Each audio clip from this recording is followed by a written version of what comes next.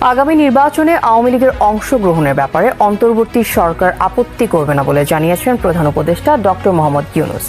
সব রাজনৈতিক দলের অংশগ্রহণে নির্বাচন চেয়েছে বিএনপি। প্রধান রাজনৈতিক দল হিসেবে বিএনপির মতামত উপেক্ষা করবে না বলেন তিনি। ডোনাল্ড ট্রাম্পের সাম্প্রতিক মন্তব্য, নির্বাচনে সবার অংশগ্রহণের অধিকার থাকা উচিত, বাংলাদেশের রাজনৈতিক অঙ্গনে নতুন আলোচনার জন্ম দিয়েছে। তার বক্তব্যের পরপরই নোবেল বিজয়ী মোহাম্মদ ইউনূস তার পদ থেকে সরে দাঁড়ানোর ঘোষণা দেন। ইউনূস বলেন, দেশের স্থিতিশীলতা রক্ষায় এই পদক্ষেপ নিয়েছেন, তবে অনেকেই মনে করছেন আন্তর্জাতিক চাপের কারণেই তিনি এই সিদ্ধান্ত নিয়েছেন। এদিকে প্রধানমন্ত্রীর পুত্র এবং ডিজিটাল বাংলাদেশের স্থপতি সজীব ওয়াজেদ জয় শিগগিরই নির্বাচনী প্রচারণায় সক্রিয় ভূমিকা নিতে যাচ্ছেন বলে জানা গেছে।